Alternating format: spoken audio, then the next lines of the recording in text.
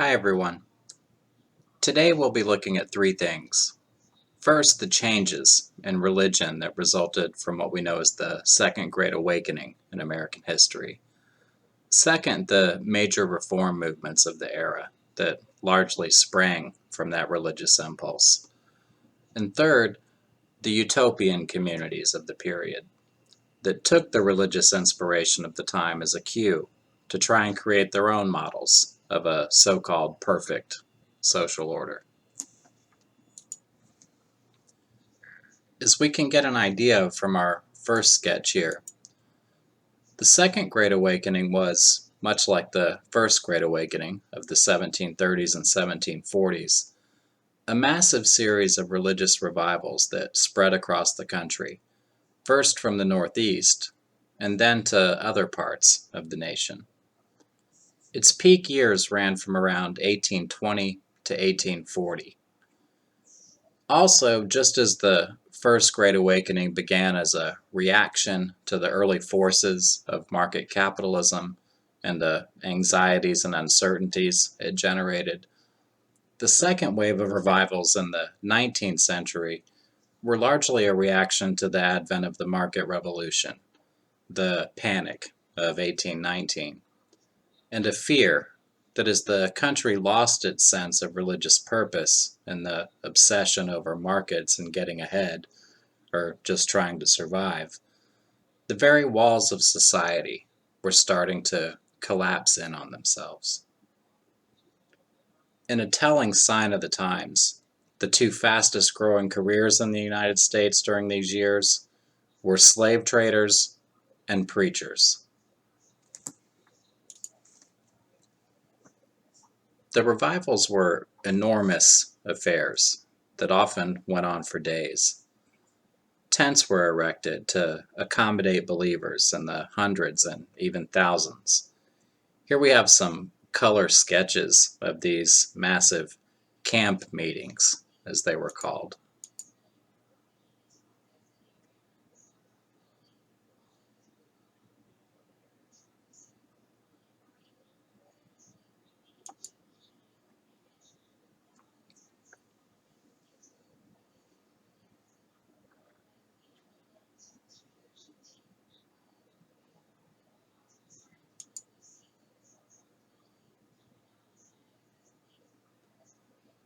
The portion of the country where these religious impulses tended to generate outward from, in upstate New York, was known as the burned over district because of all the different spiritual, reform, and even utopian movements that came out of the region.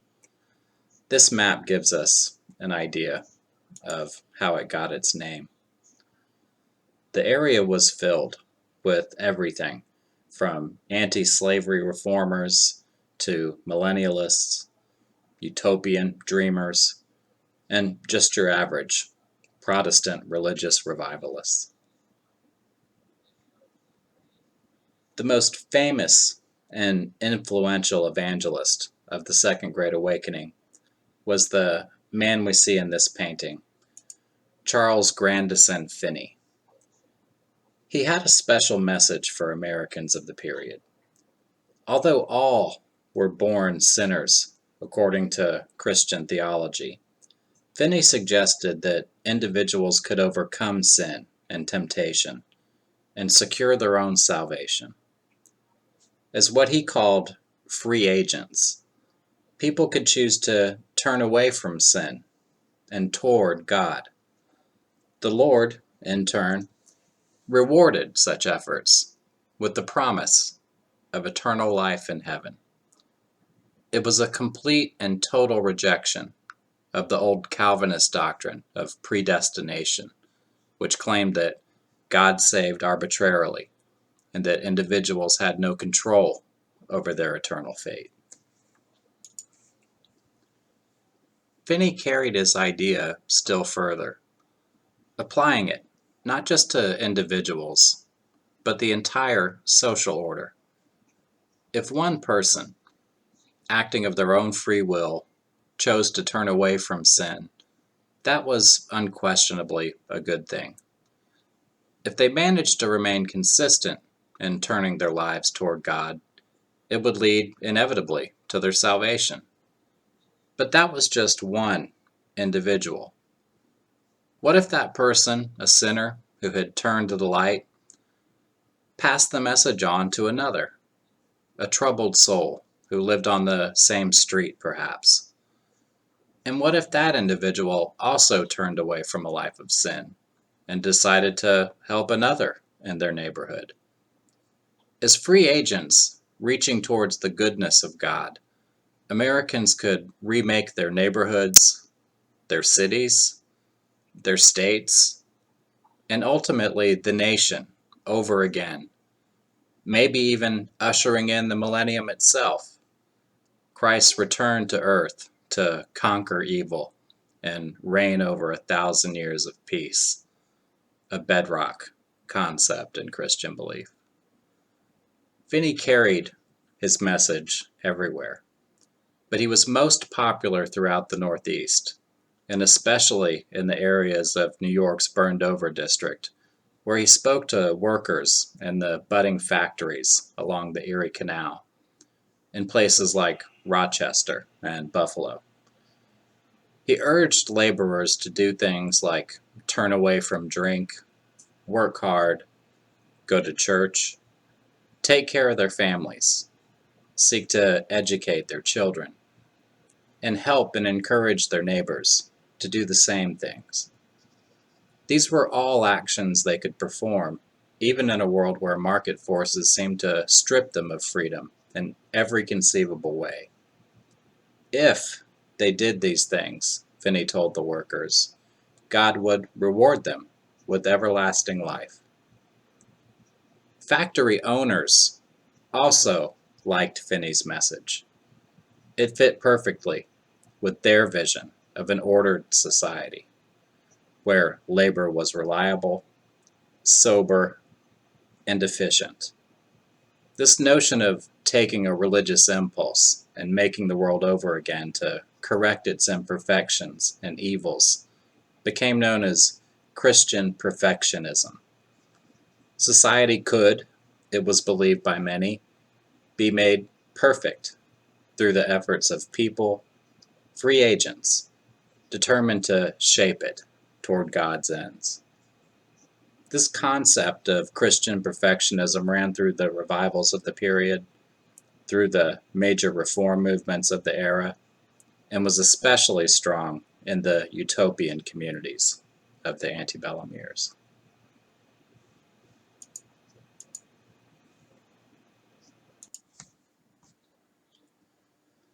If the driving force behind the Second Great Awakening was the market revolution and the anxieties that resulted from events like the Panic of 1819, a close second factor was the worries of white, native-born, middle-class, Protestant Americans and Christians who looked at things like the rise in Irish immigration, crime in American cities, and high rates of alcohol consumption, and saw the country they knew crumbling around them.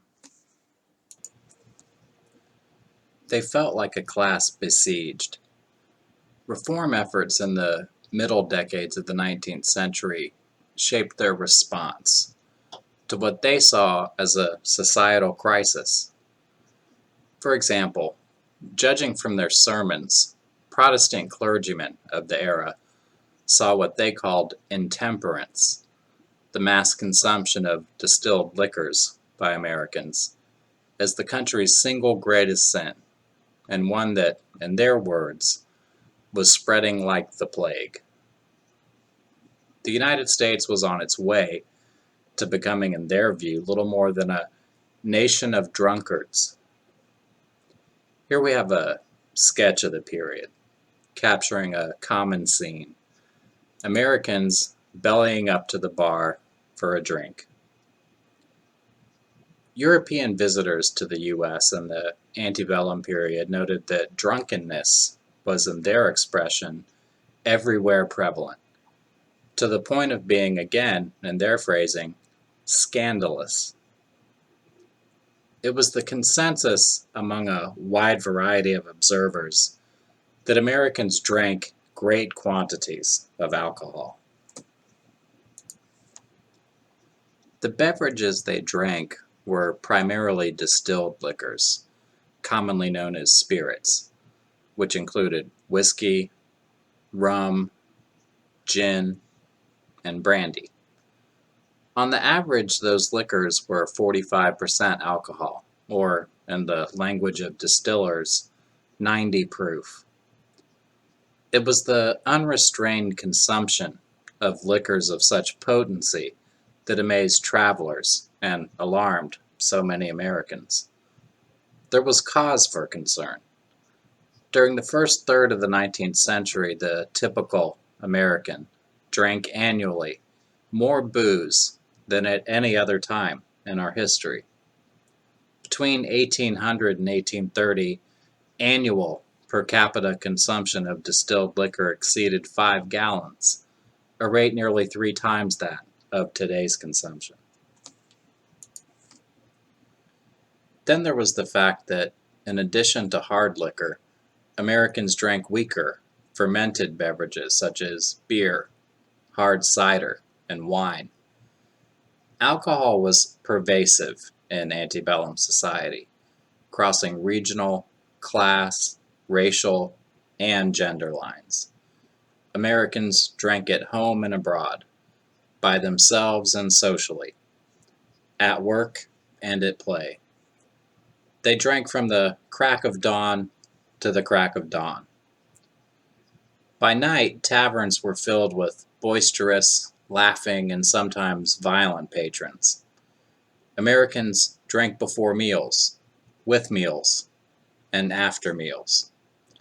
They drank in their youth, and if they lived long enough, in their old age. They drank at formal events, such as weddings and wakes, and on no occasion, sitting by the fireside in the evening, relaxing in a rocking chair on the front porch on a hot afternoon, or just when the mood called.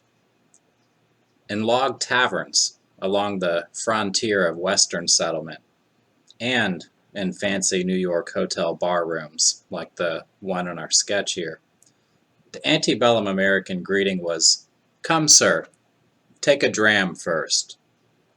Seldom was it refused.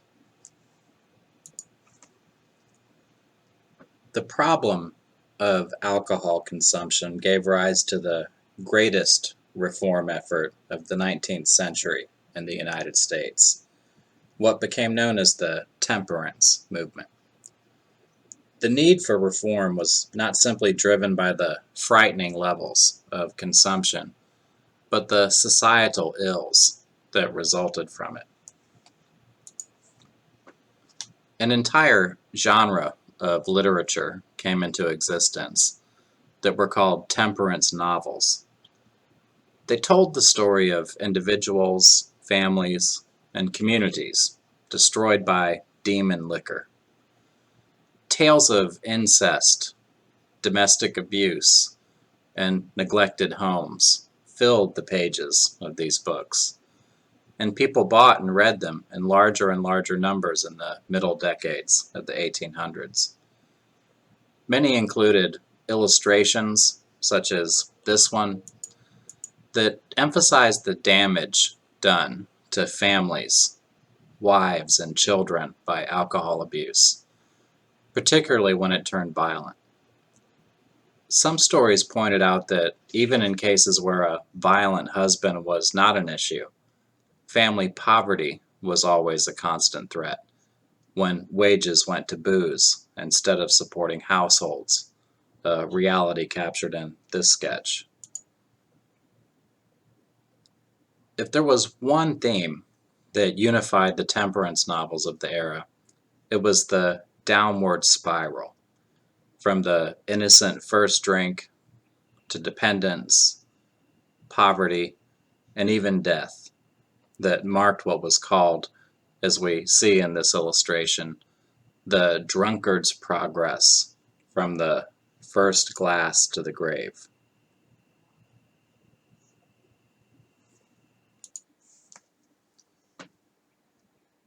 Women outnumbered men 2 to 1 within the ranks of the temperance movement, for the obvious reasons that they were threatened by domestic abuse and impoverishment, as well as their children. They formed temperance societies and clubs all across the country, held rallies, meetings, and did all they could to raise public consciousness, concern, and action to, if not eradicate, then greatly reduce the hold alcohol consumption had over American society in the period. The religious impulse of trying to remake and perfect the social order was strong within the temperance movement. It was often described as a holy war that American women were engaged in, a notion captured in this sketch of the time. Temperance advocates came up with an array of creative techniques to try and get their message across.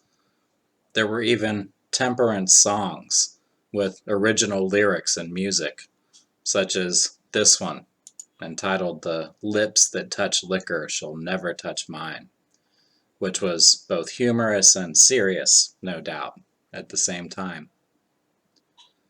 The temperance effort got a boost in the 1840s with the advent of what became known as the Washingtonian movement, a sort of early iteration of today's Alcoholics Anonymous.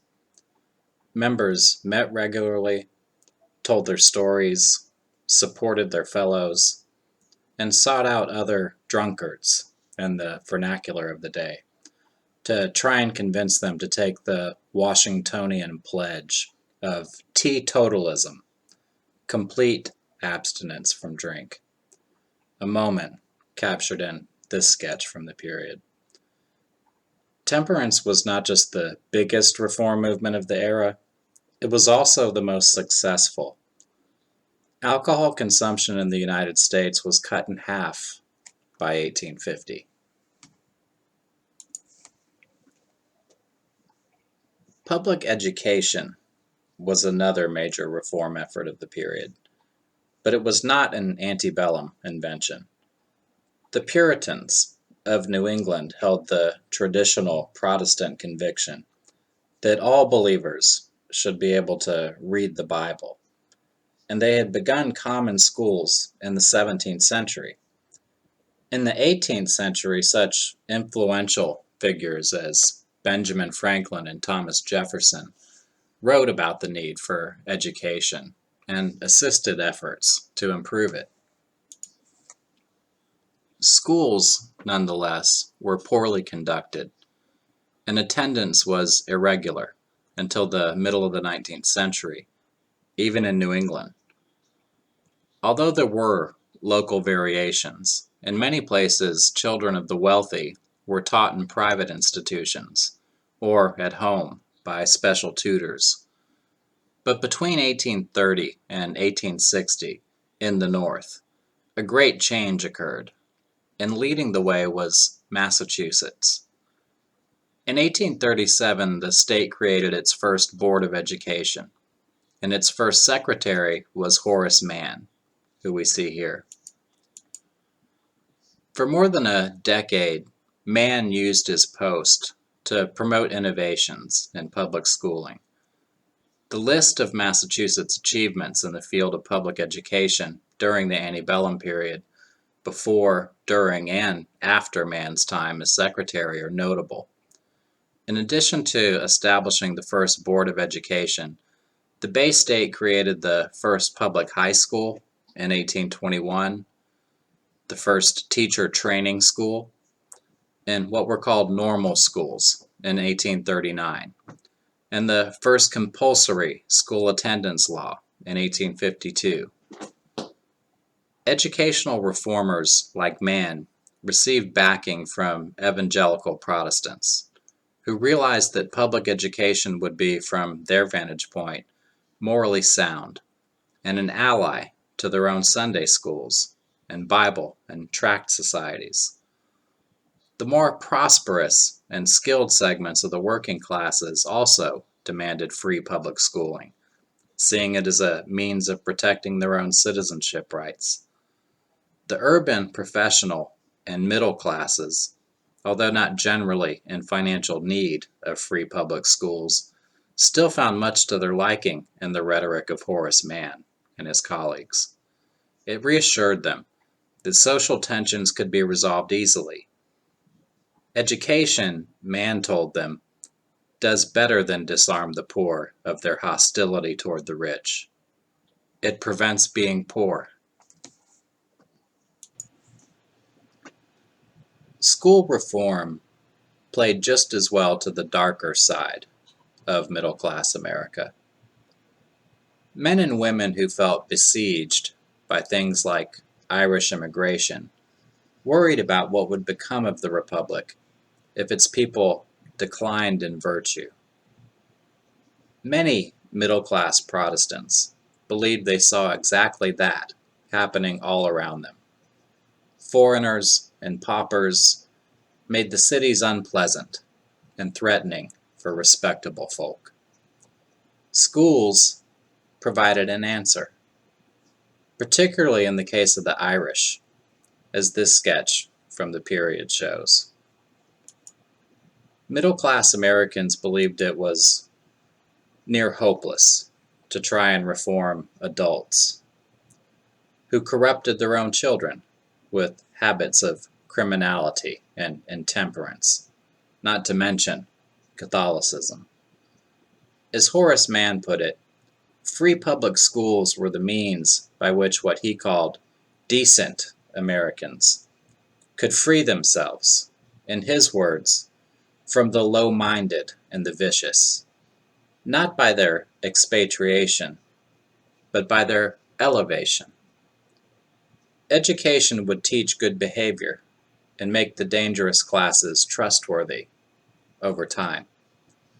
They may not be able to save the parents, but children were more pliable and easily molded.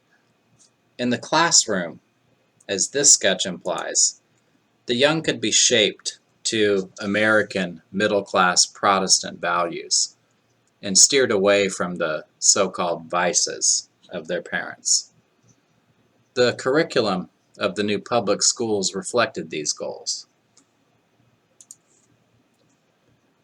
Our system, Mann wrote, inculcates all Christian morals.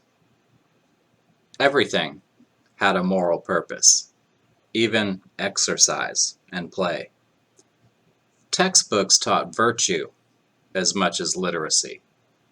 A popular reader of the 1840s, for instance, had a lesson entitled Danger of Bad Habits.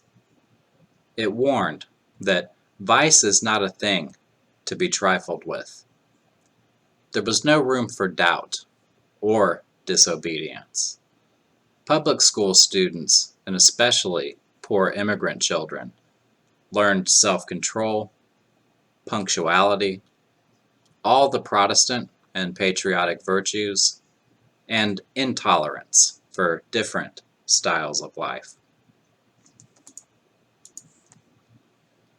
In the case of immigrant students, of course, this often meant rejecting the values of their own families. The school reformers, like Mann, were proud of their work. In the 1850s, the Boston School Committee, with the Irish clearly in mind, described its noble task as taking children at random from a great city, undisciplined, uninstructed, often with inveterate forwardness and obstinacy, and with the inherited stupidity of centuries of ignorant ancestors, forming them from animals into intellectual beings, and from intellectual beings into spiritual beings. The public schools may have been free, but they created as many problems as they offered solutions to immigrants and their families, and they did not solve the issues of crime and poverty in America's cities either. Free public schools were viewed as providing a critical link between the home and the state itself. The model of the nuclear family, and particularly the white middle-class Protestant home, composed of a man and a woman and their immediate offspring, was only just coming into vogue in the middle decades of the 19th century. It was a model that fit nicely and was tied directly to the forces of the market revolution. The competitive public realm of the capitalist marketplace was a world of men. The home became a model setting that served as both retreat from the anxieties and stresses of the market and as a sort of utopian bubble where virtuous children could be raised, the future Republican mothers and male citizen leaders of the nation. If the public marketplace was a realm exclusive to men, one author of the period decided that the home should be placed under the authority and direction of women. Catherine Beecher, who we see here, pioneered the concept of separate spheres for men and women. It was a form of Republican motherhood, updated for the mid-19th century. Much like her predecessors of the Revolutionary era, Beecher emphasized expanding educational opportunities for girls and young women, but when she published her best-selling work with the incredibly exciting title, A Treatise on Domestic Economy, in 1841, her chief contribution was to completely reimagine the relationship between the home and the state, and the contribution that women could make to the Republican experiment. This is the cover of Beecher's work, a revised and expanded edition released in 1848. She emphasized three critical roles for women when it came to running their homes: wives, homemakers, and mothers. As a wife, every American woman should cultivate the kind of skills and knowledge that could truly turn their home into a sanctuary, a retreat for their husband, so that he could face each new challenging day in the competitive and cutthroat marketplace completely refreshed and focused. This meant to some extent taking his mind off of work through distracting conversation about the kids, popular entertainments, news stories, politics, and scientific topics of the day, which required a broader education than most American girls received in the mid-19th century. A knowledge of market trends and prices for all kinds of produce and manufactured goods was critical to any woman's successful management of a home, which made reading the papers a daily responsibility. But it was the role of mother that was most important of all. Here, Beecher emphasized the duty of raising virtuous children, capable of shouldering the responsibilities of citizenship and motherhood into the next generation, which was not a new idea, but her suggestions on exactly how to instill virtue in a child was. Corporal punishment and physical coercion up until the middle and later decades of the 19th century was the norm. Beecher argued this was not the best way to instill virtue in children, because even though it may produce correct behavior, it failed to teach virtue, an understanding of why certain behaviors in children were appropriate and others not.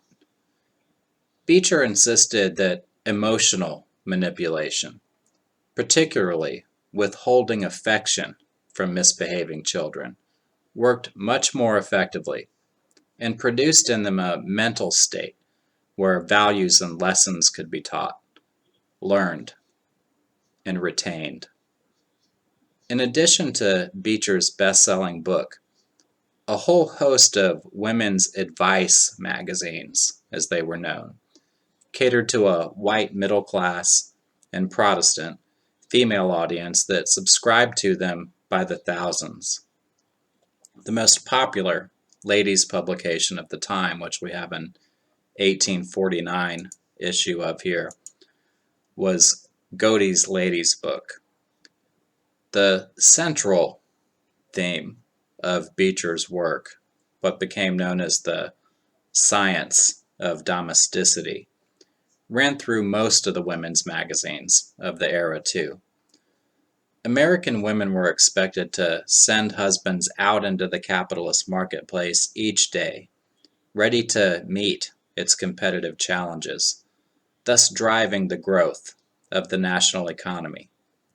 They were expected to manage an economical home that could endure hard or uncertain times, and raise children capable of becoming the future Republican mothers and citizen leaders of the Republic. Women's role in the success or failure of the American experiment was critical.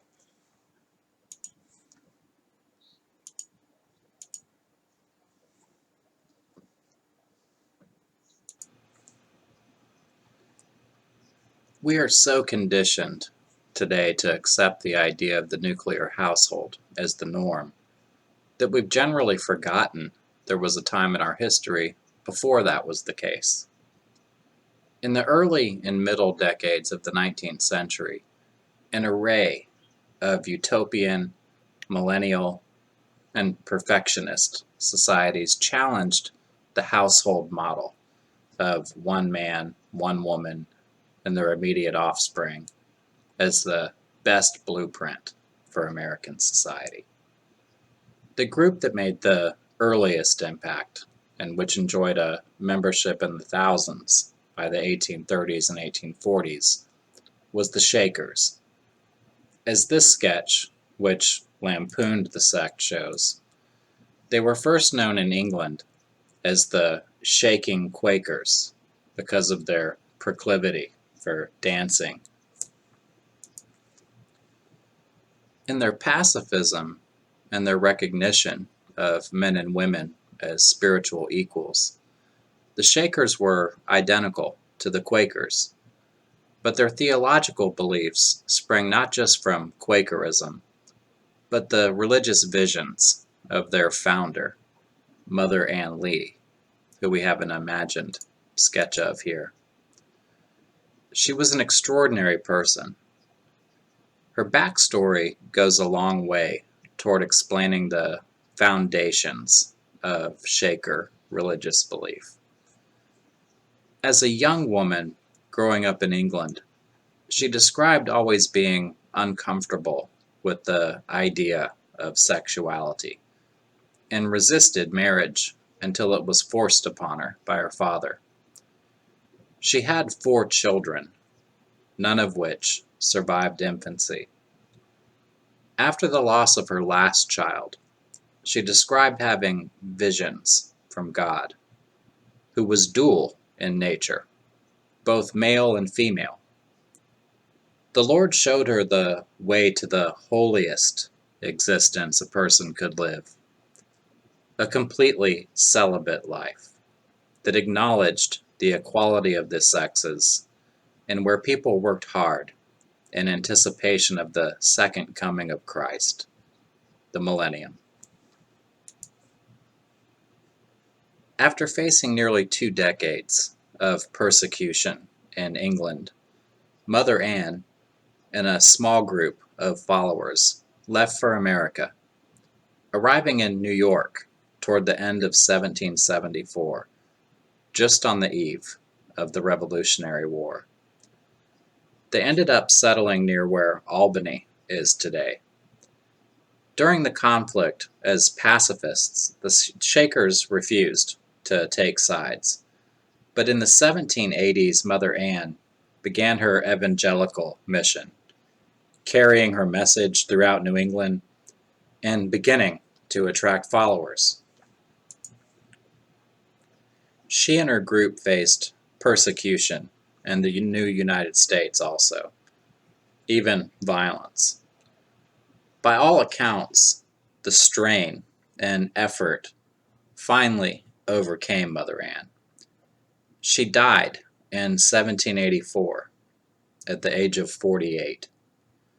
But by the early decades of the 19th century, her followers succeeded in using her testimony and personal story, which we have a publication of here, to build communities of believers from New York all the way to Kentucky. No doubt, as we may be able to gather from this sketch, Shaker dances were not just part of religious worship and ceremony, they were also the site where all of the sexual tension within Shaker societies was released and managed. While the Shakers were most known publicly for their dancing and celibate lifestyle, over time Americans recognized them for other reasons. A principal saying among the Shakers was, "Hands to work, hearts to God." They believed that their work, as well as their devotion, were ways of honoring and loving God, and in fact did not really distinguish between the two. This illustration demonstrates the idea of the Shakers as hard workers. Among other skills, the Shakers became known for the beauty and simplicity of their construction techniques and building churches. This is a Shaker church in upstate New York, built in the 1820s. One of the more famous aspects of Shaker churches were their spiral stairwells, which we have a couple of examples of here.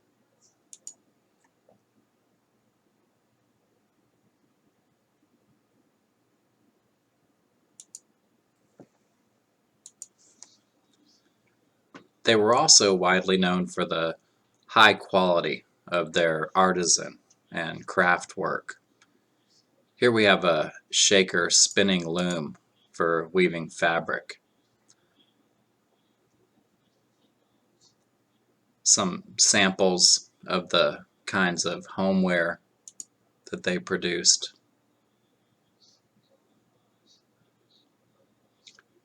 And furniture. Shaker chairs sold extremely well and were in high demand. One question that always comes up with the Shakers is how the faith managed to grow over time when they were completely celibate and produced none of their own offspring. While some individuals joined the Shakers as adults, what allowed the Shakers to grow was the fact that they took in orphans at their own expense and raised them as their own children. No one was forced or coerced into Shakerism. When individuals who'd been taken in came of age, they were free to leave if they chose. What may seem surprising is that almost no one did. Perhaps part of the reason why, beyond matters of faith, is that Shaker communities were generally very well off, and even affluent by the standards of the time. They lived comfortably, and likely many felt that they were better off remaining where they were. If anyone suffered misfortune as a Shaker, the community lifted them up and took care of them. In mainstream society, that was far from the case. Another utopian religious society, not as large as the Shakers, numbering only in the hundreds at its peak in the 1850s, but just as well known, was the Oneida community, established by John Humphrey Noyes, who we have here. Not unlike Mother Ann Lee, Noyes' personal story provided much of the impetus for the specific tenets of religious practice at Oneida. As a young divinity school student at Yale, Noyes had fallen in love with a woman who was already engaged to another man. Despite his pleading, Noyes' love was not requited. He was devastated. Years later, he did get married, but clearly never got over his emotional scar. He began to imagine a kind of society that could prevent the kind of pain he felt as a jilted suitor, alter the traditional relations between men and women, and exalt God above all else at the same time. He and his wife had a son, but also suffered through miscarriages, some of which nearly killed Mrs. Noyes. Determined not to place Harriet's life at risk any longer, Noyes began practicing and mastering what he would call male continence to avoid impregnating her. At some point, his personal practices and religious musings started to crystallize into the vision that resulted in the community at Oneida. In Noyes' utopia, what he called exclusive love would disappear in favor of a system of complex marriage, where everyone was married to everyone else. Women would be protected by the practice of male continence and a system of what Noyes described as mutual criticism would reinforce community beliefs, norms, and behaviors. With a small group of followers, he launched the community at Oneida in New York's burned-over district in 1848. Just like the Shakers, Oneida became known for the things it produced and sold to the public, which included freshly grown produce, but especially animal traps, so well made it was said they could endure a Russian winter. No doubt part of what drew more people to Oneida over time, in addition to its unique religious and sexual practices, was the economic security the community offered. Here we have a photograph of Noyes and his followers together in the 1850s. They all lived in what was called the Mansion House, and not without reason, as pictures of it today can attest. Here we have a couple of images.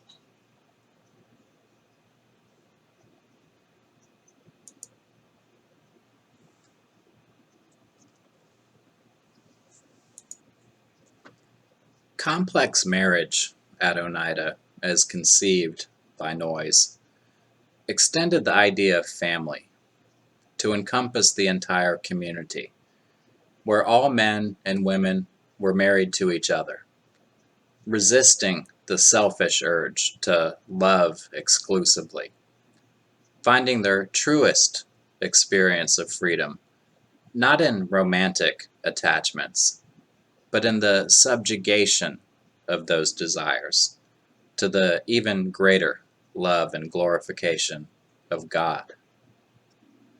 The practice of male continence, crucial to the functioning of complex marriage, required the men of the community to refrain from ejaculation during intercourse, with the purpose not just of protecting community women from pregnancy, but guaranteeing that community men practiced the kind of unselfish discipline that made them worthy of salvation, of the kind of freedom that Noyes insisted only the love of God first, before all else, could bring.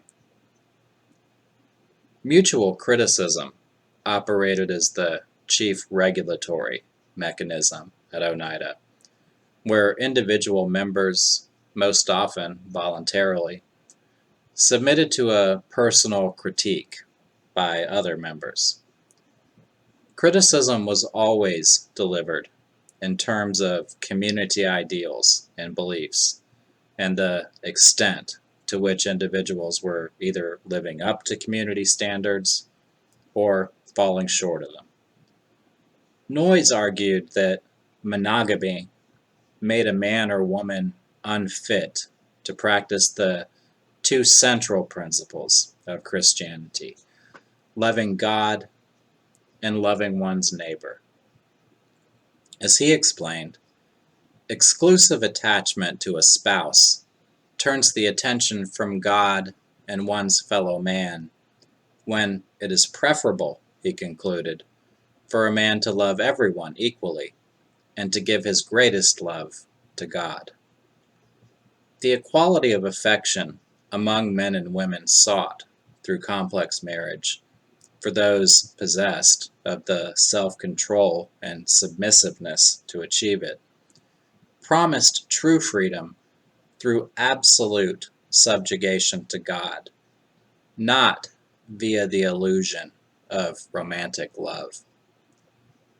Together, complex marriage and male continence work to enforce the message that a perfect society was a selfless one, where equality of affections among men and women ideally reflected the central purpose of placing love of God and subjugation to His will first, above all else, and is the only pathway to salvation. Outside observers, not knowing what went on inside the mansion house at Oneida, called the members free lovers and imagined Roman orgies taking place with everyone sleeping with everyone. But nothing could have been further from the truth. Everything at Oneida was highly ordered according to Noyes' scheme of perfectionism. Anytime a man and woman wanted to engage in sexual activities, they had to make a formal request to a committee of community elders, typically headed by Noyes. Only those approved could go forward. Typically older men who had mastered the practice of male continence slept with younger women, and younger men who had not or could not yet be relied upon slept with older women, less likely to become pregnant and often past menopause. The proof that male continence was actually practiced at Oneida lies in the fact that only a tiny number of unwanted pregnancies occurred there in the 30 years of the community's existence.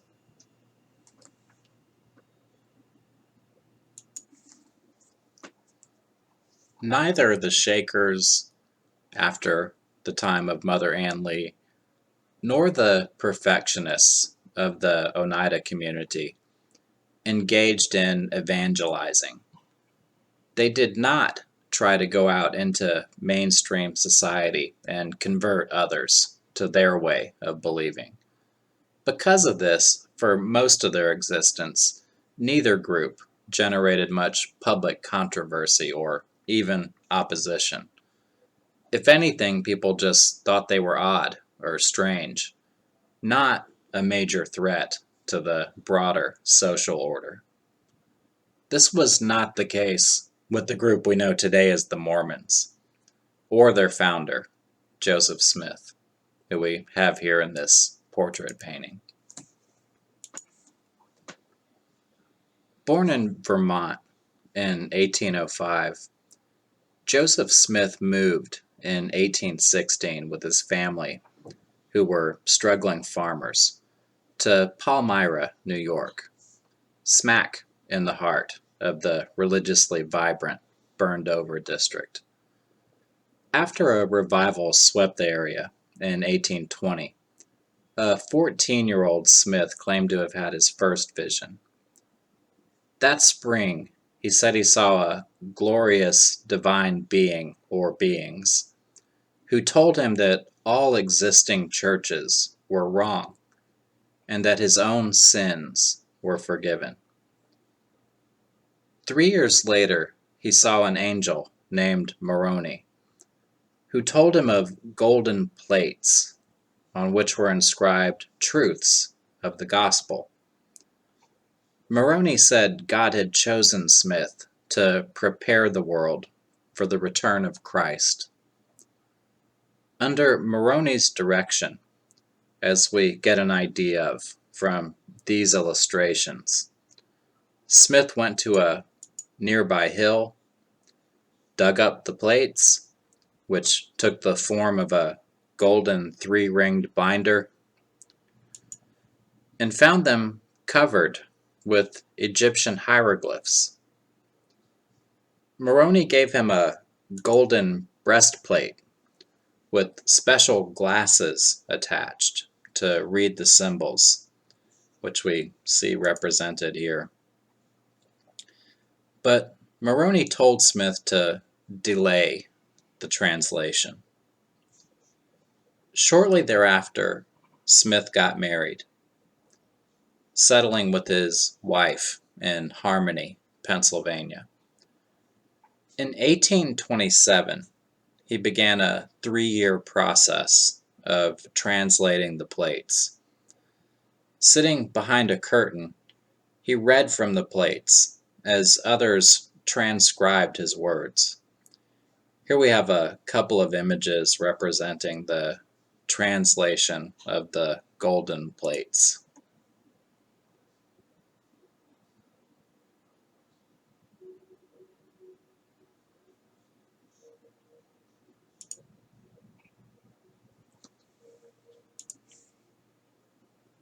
The result was the Book of Mormon, published first in 1830.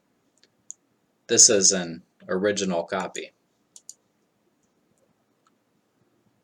To demonstrate the authenticity of the golden plates, Smith printed in the Book of Mormon brief testimonies by 11 witnesses, friends of his, who allegedly had seen them.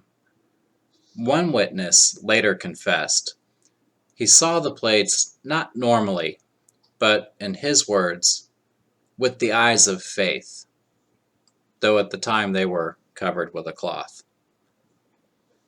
With the publication of the Book of Mormon, the seed of the church was planted.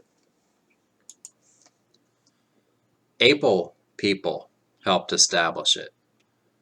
One well-off convert organized the church's move in 1830 to Kirtland, Ohio, where Smith and others created a tightly governed community that held property in common.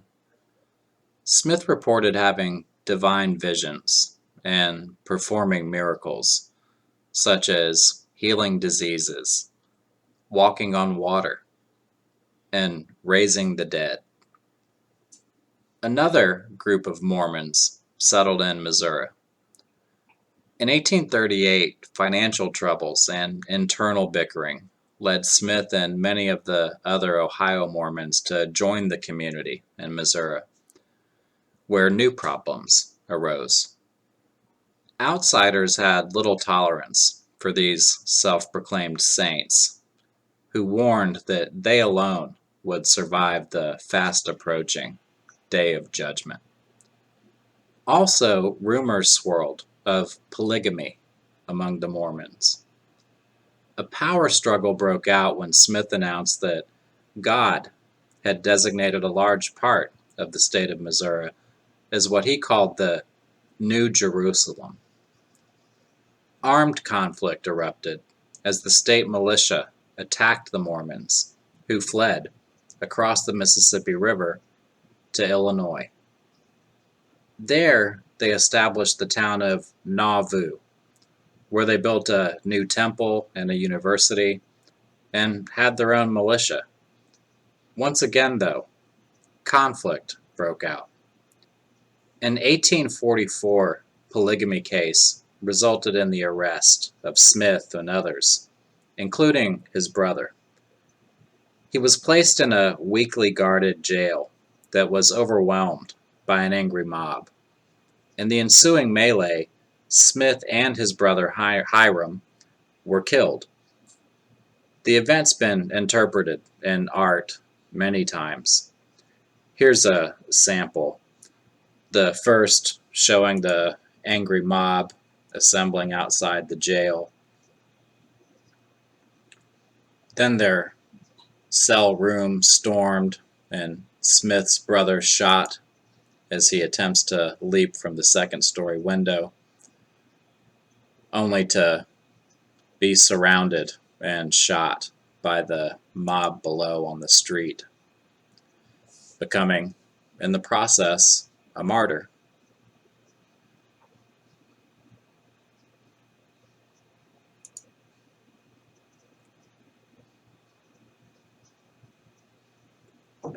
One of Smith's dynamic associates, who we see here, Brigham Young, took over the church. Realizing that the Mormons needed to find a place of their own, Brigham Young led them over 1,000 miles to the Great Salt Lake Basin in Utah, at the time still part of Mexico.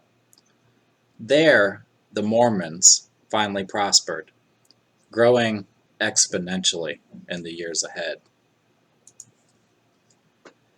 Theologically, Mormonism believed in faith, repentance, and baptism. It held that all other religions were false, and that the Book of Mormon was a true record of ancient history. Its view of the afterlife was benign, envisioning 3 realms after death: the highest to be inhabited by the saints, and the lowest by sinners. But even the lowest was blissful compared with earth. Polygamy was the church's most controversial practice. Previous American prophets had endorsed plural marriage, but the Mormons institutionalized it. For Joseph Smith, celestial or patriarchal marriage was essential preparation for the highest exaltation in the afterlife. The more wives and children a man had, the more spiritually enabled he became.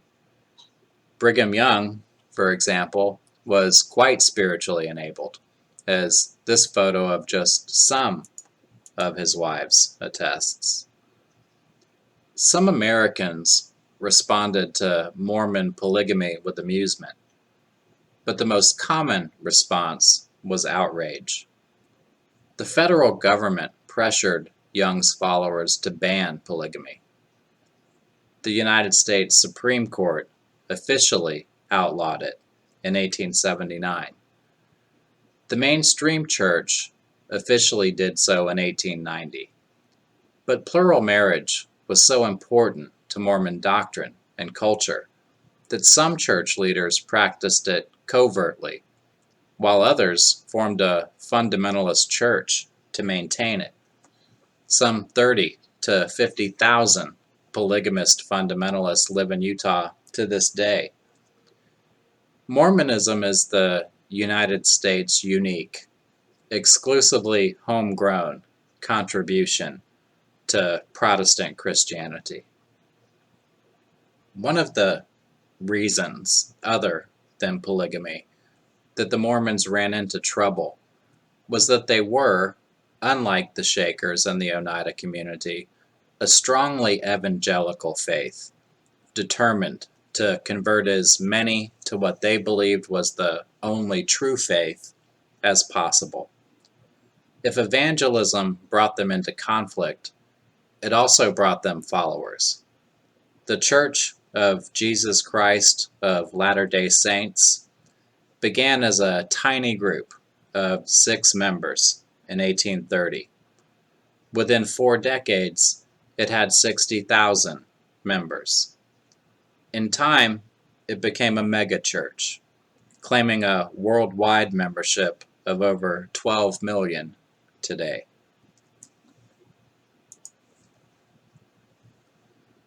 One of the underpinnings of the Mormon faith, the second coming of Jesus Christ, became the defining feature of the sect that developed around William Miller, who we have here in this sketch, a Massachusetts native who divided his adulthood between Vermont and upstate New York.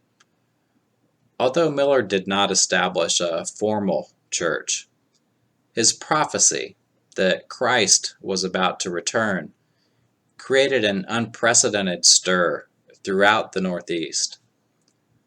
Most Christian churches took the post-millennial view that Christ's return would come after 1,000 years of heaven on earth.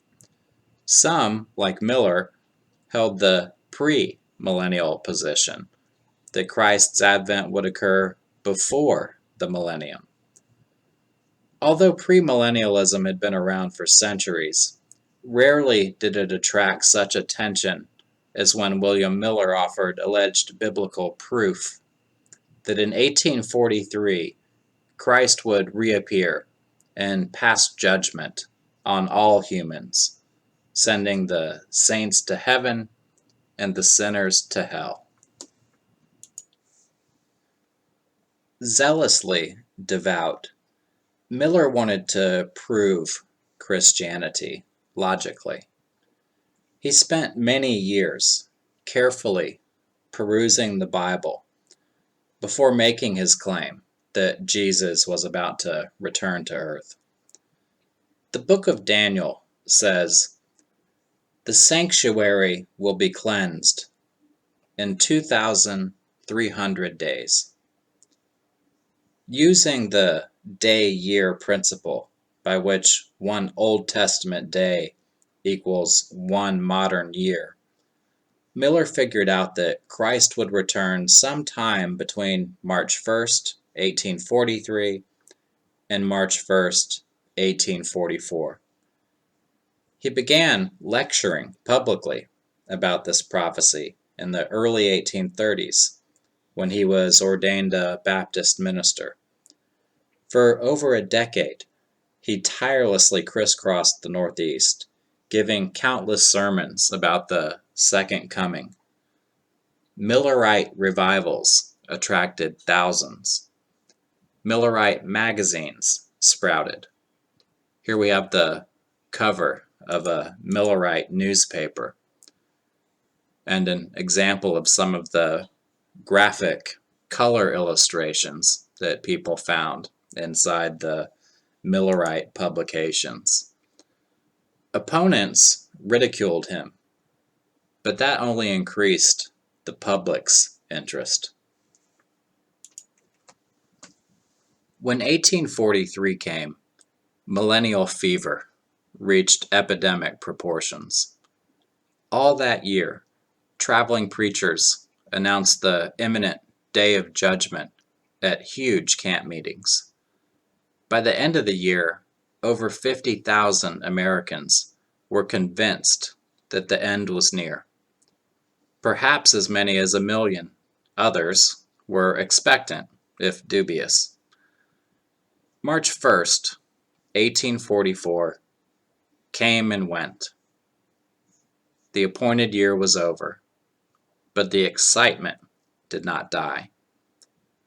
Miller said that his math was wrong. Now he insisted that October 22nd, 1844 was the day. Again, anticipation mounted. October 22nd arrived and brought the great disappointment. That was what Millerites called the day.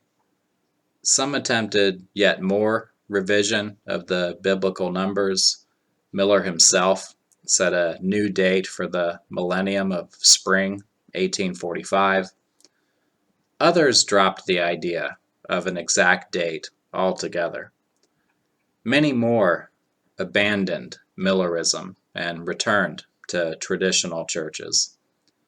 Miller himself died in 1849, but he had given impetus to what we know as Adventism, destined to be a powerful strain in American religion, carried on by large movements such as the Seventh-day Adventists and the Jehovah's Witnesses. All of the utopian religious communities of the period imagined themselves as alternative models to the mainstream social order of the day. But in the end, the real purpose they served was to reinforce and make appear more normal and acceptable the very societal structures they sought to challenge, namely the idea of the middle-class Protestant, market-oriented, nuclear household.